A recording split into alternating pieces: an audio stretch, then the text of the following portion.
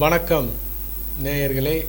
கந்த கடவுள் நமது சொந்த கடவுளை வணங்கி, வயலூர் எம்பெருமான் முருகனை வணங்கி, இன்றைக்கி ஒரு தர்மவானை பற்றி பார்க்க போகிறோம். தர்மம் பண்ணுறது அப்படிங்கிறது எளிதில் வராது. ஏற்கனவே சொல்லியிருக்கேன். விடிய விடிய பேசுவான், தர்மம் பண்ணுன்னா 50 மைல் தூரம் ஓடிடுவான். விடிய விடிய பேசுவான், தர்மம் பண்ணான்னா 50 மைல் தூரம் ஓடிடுவான். காதிலே கேட்காத மாதிரி இருந்துருவான். பணம் நிறையா இருக்கும், கொடுக்க மனசு வராது. அதனால தான் கர்ணன் சொல்லுவார், எண்ணெய் தேய்ச்சிட்டே இருப்பார். கர்ணன் வந்து பிச்சை கேட்பான், டக்குன்னு அந்த பீச்சை கையாலே கொடுத்துருவார். கிண்ணம் இதில் வச்சுருந்துருப்பார், தங்க கிண்ணம், பீச்சை கையாலே கொடுத்துருவார். இப்போ பக்கத்தால் இருந்தவன், ஏங்க வலது கையால் கொடுக்க வேண்டாமான்னு, இடது கையிலேருந்து வலது கைக்கு மாறுறதுக்குள்ளே மனசு மாறிடுமே. அதனால தான் உடனே கொடுத்தம்பார். அதான் கர்ணன். அதே வம்சத்தில் அதே ரகத்தில் நான் பார்க்கறது KPY பாலா. எல்லாரும் குற்றமேல குற்றமாக சொல்கிறான் அவரை. அது மகா முட்டாள்தனமான ஒரு காரியம். பெரிய பெரிய நடிகர்கள், ஜாம்பவான்கள், கோடீஸ்வரர்கள், ரஜினிகாந்த், கமலஹாசன் கொடுக்குறாங்களா? சில பேர் தெரியாமல் கொடுக்கலாம், ஆனால் நமக்கு தெரிஞ்சு கொடுக்கல. சில பேர் இருக்கான், ஒரு 5 லட்ச ரூபா கொடுக்குறேன்னா ஊரையே கூட்டி மீடியாவையே கூட்டி அப்படியே பெரிய டாம்பிகமாக கொடுப்பான். அள்ளியா கொடுக்குறான், கிள்ளி கொடுப்பான். 1 கோடி சம்பாரிச்சா 5 லட்சம் கிள்ளி கொடுப்பான். நல்லா புரிஞ்சுங்க ஜனங்களே. KPY பாலா அப்படி கிடையாது. எதுக்கு இந்த மீடியாக்காரெல்லாம் இப்படி ஆப்போசிட்டாக பேசுகிறான்னு எனக்கு தெரியல. நான் கண்கூடா பார்த்தது சென்னை வெள்ளத்தில் நடந்து போறார் மனுஷன். சாய்பாபா மாரி முடிய வச்சுக்கிட்டு நடந்து போறார். இப்படிதான் இருக்கார். பாவம் இல்லையா? உதவி செய்யலைனாலும் நீங்க உபத்திரம் பண்ணாதீங்கடா. உதவி செய்யலைனாலும் உபத்திரம் பண்ணாதீங்க. உதவி செஞ்சா இது என்ன காரணம் சார்? இப்போ நான் இருக்க, என் கூட இன்னொருத்தர் என் துறைக்கு வரார், ஆனால் நான் உயர்ந்த நிலைமைக்கு போயிடுறேன். அப்போது பொறாமை ஏற்படுது. பொறாமை ஏற்படுறதுனால வர விளைவுகள் தான் இதெல்லாம். அவரை ஒன்றும் அசைக்கவே முடியாது. அந்த மனிதர் எவ்வளோ புண்பட்டிருப்பார், எவ்வளோ வேதனைப்பட்டிருப்பார். ஒரு குழந்தை ஆப்ரேஷன் சார், ஏதோ உடம்புல ஒரு பெரிய மேஜர் ப்ராப்ளம், 8 கோடி ரூபாய் தேவைப்பட்டிருக்கு. அவர் வீடியோ போட்டு தமிழ்நாடு முழுவதும் பணத்தை கலெக்ட் பண்ணி அந்த குழந்தையை காப்பாற்று தலையெழுத்தா. அவன் சொந்த குடும்பத்தையே பார்க்க மாட்டேங்கிறான். நல்லா தெரிஞ்சுங்க ஜனங்களை, சொந்த குடும்பத்தையே பார்க்க மாட்டேங்கிறான். பாலா சார் அப்படி இல்லை, இயற்கைக்கு மாறுபட்டவர். என் லைஃப்ல ரொம்ப சந்தோஷமான விஷயம் நடந்திருக்கு. அதுக்கு காரணம் நீங்க எல்லாரும் தான். சமீபத்தில் சாத்விகா அப்படிங்கிற குழந்தைக்கு SMA டைப்னால பாதிக்கப்பட்டிருக்காங்கன்னு சொல்லிட்டு அந்த குழந்தை வீட்டுக்கு போயிட்டு ஒரு வீடியோ போட்டிருந்தேன். 8 கோடி ரூபாய் தேவைன்னு சொல்லிட்டு அந்த வீடியோ பார்த்துட்டு ஒட்டுமொத்த தமிழ் மக்களும் சேர்ந்து ஹெல்ப் பண்ணி இப்போ அந்த குழந்தை 8 கோடி ரூபாய் இன்ஜெக்ஷன் கிடைச்சி கியூர் ஆயிட்டாங்க. நான் போட்ட வீடியோ பார்த்துட்டு நீங்க அமைச்ச காசு எல்லாத்தையும் சேர்த்து அந்த குழந்தை 8 கோடி ரூபாய்க்கு இன்ஜெக்ஷன் கிடைச்சி அந்த குழந்தை இந்த உலகத்துல வந்து உயிர் வாழ போகுது. நம்ம KPY பாலா அவர் கூட ஒரு வீடியோ போட்டிருந்தாரு. ஸோ அவர் போட்ட வீடியோ பார்த்துட்டு நிறைய பேர் எங்களுக்கு உதவி பண்ணியிருந்தீங்க. ஸோ உங்க உதவினால என் குழந்தைக்கு வந்து அந்த ஜீன் தெரப்பி மெடிசன் வந்து கிடைச்சிருக்கு. இன்னும் நிறைய மக்கள் வந்து நான் போட்ட அந்த வீடியோ பார்த்துட்டு அந்த அக்கௌண்ட்டுக்கு வந்து பணம் அனுப்பிச்சிருக்கீங்கன்னு சொன்னாங்க. ஒட்டுமொத்த தமிழ் மக்களுக்கும் இந்த பாலாவின் பாதத்தொட்டு நன்றிகள். தேங்க்யூ. இன்னொன்று நான் சொல்கிறேன், பெரிய பெரிய கோடீஸ்வரர்கள், பெரிய பெரிய பணத்துக்கு அதிபதிகள் நிறைய பேர் இருப்பாங்க. தர்மம் பண்ணணும்னு நினைப்பாங்க, ஆனால் வெளியே தெரியக்கூடாதுன்னு நினைப்பாங்க. தர்மம் பண்ணணும்னு நினைப்பாங்க, ஆனால் வெளியே தெரியக்கூடாதுன்னு நினைப்பாங்க.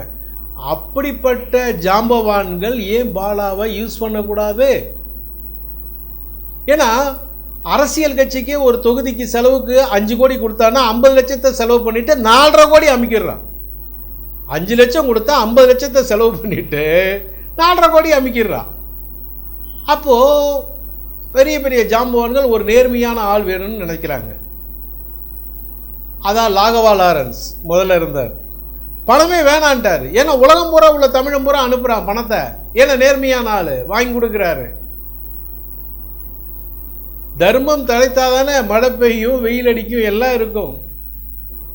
அது காலம் தொற்று காலம் வந்துட்டே தான் இருக்கும். அதுக்கு பாலா சார் ஒரு உதாரணம். வேதனைப்படுத்தாதீங்க அவரை. எங்கேருந்தோ வருது, நான் பார்க்குற வேதனை, ஸ்கேமு, பேமு, டேமுங்கிறான். ஏண்டா உங்களுக்கெல்லாம் இருக்கா? உங்களுக்கெல்லாம் பணம் கொடுத்தா லபக்கன்னு முழுங்கிடுவீங்க. அந்த மனுஷன் என்ன வெள்ளத்தில் வந்தப்போ கொண்டு போய் பணம் கொடுத்து பொருள் வாங்கி, இதெல்லாம் நான் கண்கூடா பார்த்தேன் வீடியோவில். பரவாயில்ல, இப்படி ஒரு நல்ல மனிதர் இருக்கார் சினிமா உலகத்தில் அப்படின்னு நான் ரொம்ப சந்தோஷப்பட்டேன். அவருடைய காலங்கள் மேலே மேலே சிறக்கும். தர்மம் பண்ணினால் கர்மம் தொலையும், தர்மம் பண்ணினால் கர்மம் தொலையும்.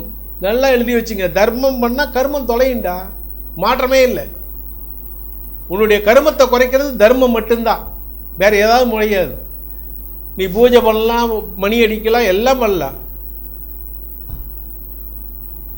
புரியுதா? தர்மம் பண்ணணும். அப்போ அப்படிப்பட்ட கோடீஸ்வரர்கள் பாலாவை தேர்ந்தெடுத்திருக்காங்க. அப்படிதான் நாங்கள் நினைக்கிறோம். நாங்கள் நினைக்கிறது அதுதான். அவர்கள் பாலாட்ட கொடுக்குறாங்க, சிந்தாம சிதறாம ஒவ்வொரு பணத்தையும் கொடுக்குறாரு. அதுதான் எங்கள் மனசில் படுது. அவங்க பணத்தை சிந்தாம சிதறாம, முக்கியமாக புரிஞ்சுக்கணும், அமுக்காம, அவர்கள் பணத்தை அமுக்காம அப்படியே எல்லாருக்கும் தான தர்மம் பண்ணுறாங்க. அதான் பாலா சார், புரியுதா? அதனால் உடனே வந்து ஆம்புலன்ஸ் வாங்கி தரார், பைக் வாங்கி தரார், 5 கோடிக்கு ஹாஸ்பிட்டல் கட்டுட்டா மக்களுக்கு தானே பண்ணுறாரு. ஏண்டா நாளைக்கு நீங்களும் போய் அங்கே படுக்கணும். என்ன ப்ரைவேட்டுக்கு போனால் தான் குத்துறான்ல. வெளியே வரும்போது 5 lakhs 10 lakhs எல்லா மிஷின்லையும் ஏற்றி இறக்கிடுவான். ஆளை பார்த்தோன்னே கணக்கு பண்ணி எல்லா மிஷின்லையும் ஏற்றி இறக்கி 10 லட்ச ரூபா பில் போடுவான், அசால்ட்டாக போடுவான். ஏழை பாடைங்க 10 லட்ச ரூபாய்க்கு எங்கே போக முடியும்? புரியுதா? நம்மளே எங்கே போக முடியும்? நம்மளே எங்கே போக முடியும்? அதனால் நேர்மையாக இருக்கிறவனுக்கு பல இடையூறுகள் வந்து தான் ஆகும். நல்லவன் வெகுஜன விரோதி, நல்லவன் வெகுஜன விரோதி, நல்லவன் வெகுஜன விரோதி. மீண்டும் மீண்டும் அதை சொல்கிறேன். நல்லவனாக வாழ்ந்தாலே விடமாட்டானுங்க, பல இடையூறுகள் பண்ணுவாங்க. புரியுதா? இந்த இப்போ விஜய் சாருக்கு பண்ணுறாங்க இல்லையா, அதே மாதிரி தான். ஏன்னா சொந்த உழைப்பு, சொந்த பணத்தில் அவர் செய்கிறார். ஆனால் எல்லாத்தையும் ஜெயிச்சு வந்துடுவாங்க, அது வேறு விஷயம். எதுக்கு நான் சொல்கிறேன்னா, உதவி பண்ணனாலும் உபத்திரம் பண்ணாதீங்க. அந்த மனிதன் எவ்வளோ பாடுபட்டிருப்பான். அந்த மனுஷன் இன்றைக்கும் சொல்கிறா, இன்றைக்கி கோவையமுத்தூர் வந்திருக்கார் அவர், பார்த்தேன். அப்படி தான் யூடியூப்பில் வீடியோ போட்டு பணம் வந்து சம்பாதிக்கணும், சம்பாரிச்சுட்டு போட்டுமே. அந்த நல்ல மனசுடா, பாவண்டா. உங்களை வந்து திட்டவோ ஏசவோ பேசவோ இல்லை அந்த தங்கமான மனிதர். அப்படி வேணால் சம்பாரிச்சுட்டு போட்டுங்க, எனக்கு என்னங்க வந்திருக்கு அப்படிங்கிற. அதனால் தயால குணம் உள்ளவங்க, தர்மம் பண்ணுறவங்களை யாரும் வந்து ஸ்கேமு பேமெல்லாம் நீங்கள் வந்து தடை போடாதீங்க. சர்ச்சையை பேசுகிறதே தமிழ்நாட்டுக்கு ஒரு வேலையாக போச்சு. ஒருத்தர் நல்லது செஞ்சால் உடனே சர்ச்சை. சார் இதுக்கு ஒரு உதாரணம் சொல்கிறேன். ரமணர் இருக்கார்ல திருவண்ணாமலை, நல்லா கேட்டுங்க. ரமணர் மிகப்பெரிய கோடீஸ்வரர். வட்டி வாடகை எல்லாம், வட்டிக்கு விடுறது வாடகைக்கு விடுறது, பணம் நிறையா. உடம்பு பூரா round round round round round round ரவுண்டாக ஒரு வியாதி வந்துடுச்சு. இல்லை எரிச்சல் தாங்க முடியல, எரிச்சல் தாங்க முடியல. பூரா வட்டி குட்ட பணம், எரிச்சல் தாங்க முடியல. என்ன பண்ண, ஊரை எந்த மெடிசனும் கேட்கல. கடைசியாக திருவண்ணாமலையில் ரமணன் ஒருத்தர் இருக்காரு, அந்த கிராமத்தில் சொல்கிறாங்க, அவரை போய் பாருங்க. போய் பார்த்துருக்காங்க. போய் பார்த்தோடனே அவர் மகான், அவருக்கு தெரியாதா, முக்காலம் உணர்ந்த ஜாடி, பணம் நிறைய வட்டி கூட்டியாட்டிருக்கு, எல்லாத்தையும் சொல்லியிருக்காரு. ஆமாங்க சாமி, ஆமாங்க சாமி, ஆமாங்க சாமி அப்படின்னு எல்லாத்தையும் வித்துட்டு வாடான்ட்டார். உன்னுடைய உடம்புல இருக்கிற இந்த புண்ணெல்லாம் போகணுன்னா எல்லாத்தையும் தொலைச்சிட்டு வான்ட்டார். போய் எல்லாம் நில பலம் அது இது, இவன் புறநோட்டு வாங்கின்னு எல்லாத்தையும் கிழிச்சு போட்டு ரமணாட்டை வந்துட்டான். இது நடந்ததுங்க, சத்தியம். அவர் ரெக்கார்ட்லேயும் இருக்குது, ரமணர் ரெக்கார்ட்லேயும் இருக்குது. ரமணர்கிட்ட வந்துட்டான். எல்லாம் முடிஞ்சுதான்னு கேட்டார். ஆமாம். 20 நாள் மாட்டு தொழுவத்தில் இரு, பசுமாடு மாட்டு தொழுவத்தில் இரு அப்படின்ட்டார். சாணி அள்ளி போடுறது, மூத்தன அள்ளி போடுறது, இதான் அவனுக்கு வேலையே. இதெல்லாம் நடந்ததுங்க. 20 நாள் 20 நாள் முடிஞ்சு 21வது நாள் பர்ஃபெக்டாக கொஞ்சம் கொஞ்சமாக மறைஞ்சது பர்ஃபெக்டாக வெளியாயிடுச்சு. ஏன்னா கோமாதா இருக்கிற இடத்துல அது மூச்சு காட்டுப்பட்டால் பல தோஷங்கள் நீங்கும். அதனால தான் அங்கே சொல்லியிருக்கார் ரமணர். எல்லாமே சுத்தமாக காஞ்சி போச்சு. அந்த அந்த ரவுண்டு புண்ணு ஒரு புண்ணு கூட இல்லை. கடைசியில் அவன் ஆசிரமத்திலே தங்கிட்டான், ரமணர் கூட இருந்துட்டான், அங்கேயே சோத்தை சாப்பிட்டு அங்கேயே இருந்துட்டான். எதுக்கு நான் சொல்கிறேன்னா, இதை மாதிரி ஒரு குணம் படைத்த நல்ல மனிதர்கள் கிடைக்கிறது ரொம்ப அரிதிலும் அரிது இந்த கலிகாலத்தில். நான் சொல்கிறது புரியுதா? 10 கோடி கொடுத்தா 9 கோடி அமைக்கிடுவான், 1 கோடி தான் செலவு பண்ணுவான், கணக்கு மட்டும் வேணால் காட்டுவான், பில்லிங் பில்லிங் பில்லிங் பில்லிங் இல்லை. ஆனால் அவன் 1 கோடி கொடுத்தாலும் 1 ரூபா கூட எடுக்காமல் அப்படியே செலவு பண்ணுற பாலாவை நோக்கி நீங்கள் ஏவுகணை அம்புகணை எல்லாம் வீசாதீங்க. பாவம், இந்த பாவம் உங்களை தாக்கும். அந்த மனிதர் இன்னைக்கு கோவையில் பேட்டி கொடுக்கும்போது சொல்லும்போது நமக்கே கஷ்டமாக இருக்குது. அப்படி சம்பாதிக்கணும், சம்பாதிச்சுட்டு போட்டோம் சார். அவர் எதிர்ப்பே தெரிவிக்கலை. அதான் புண்ணியவான். தர்மவான்லாம் அப்படி தான் இருப்பாங்க. எதையும் கண்டுக்க மாட்டாங்க, ஆக்ரோஷப்பட மாட்டாங்க, கோவப்பட மாட்டாங்க, ஆணவப்பட மாட்டாங்க, எதுவுமே பண்ண மாட்டாங்க. அதனால் இவருக்கு பின்புலத்தில் யார் இருந்தால் உங்களுக்கு என்னடா வந்திருக்கு? என்ன பிரதமர் மோடி இருந்தா என்ன, உள்துறை அமைச்சர் அமித்ஷா இருந்தால் உங்களுக்கு என்ன வந்திருக்கு? தர்மம் பண்ண சொல்கிறாங்க, தர்மம் பண்ணுறார், அவ்வளோதான். அது வளர்ச்சி அடைஞ்சால் நாட்டுக்கு நல்லது, மக்களுக்கு நல்லது, மெயினாக ஏழை மக்களுக்கு ரொம்ப நல்லது. தர்ம சிந்தனை படைத்த மனிதர்கள் ரொம்ப ரொம்ப நாட்டுக்கு முக்கியம். புரியுதா? அது இப்போ கலிகாலத்தில் குறைஞ்சிக்கிட்டே வருது. அது சினிமா துறையில் சுத்த மோசம், சொல்லவே வேண்டாம். சில பேர் இறப்பு கூட போக மாட்டேங்கிறான். பெரிய மனிதர்கள் பார்க்கும்போது கஷ்டமாக இருக்குது. கல்யாணத்துக்கு போவானே, இறப்புக்காவது போகணும்ல. பணம் கண்ணை மறைக்குது. சகஜ நிலைமையில் வரமாட்டேங்கிறான், சகஜ நிலைமையில் இருக்க மாட்டேங்கிறான். ஏட அதனால் பாலா மாரி நல்ல மனிதர்கள் மனசை புண்படுத்தாதீங்க, மேலும் மேலும் பேசாதீங்க, எதுவுமே சொல்லாதீங்க. இது முட்டாள்தனமான ஒரு காரியம். அது கேட்டதுக்கு ப்ரெஸ் பீப்புளெலாம் கவனிக்கல. இதெல்லாம் ஒரு பேச்சாடா? கவனிச்சா என்ன, கவனிக்காட்டி என்ன? அவர் தர்மம் பண்ணுறத தர்மம் பண்ணிகிட்டே தானே இருக்காரு. நாளைக்கு உங்களுக்கே ஒரு ஆத்திரம் வரலாம், அவசரம் வரலாம், அவரை கூப்பிடலாம். இப்படிப்பட்ட நல்ல மனிதர்களை நம்ம இழக்க முடியுமா? நீங்கள் நினச்சி பாருங்க. அதனால் தயவு செய்து சொல்கிறேன், பாலா மாரி நல்ல புண்ணியவான்கள் கிடைச்ச இடத்துல அவர் மனசை புண்படுத்தாதீங்க. அவரால் முடிஞ்ச அளவுக்கு அவர் பண்ணிக்கிட்டே இருக்கார், அவங்களுக்கு கொடுக்கறத செஞ்சுக்கிட்டே இருக்கார். அதில் எந்த மாற்றமும் கிடையாது. 1 ரூபா கூட திருடி வைக்கல. ஏன் ஒரு மாட மாளிகை கட்டி அவர் பாட்டு ஜாலியாக குடியிருக்க வேண்டியதானே?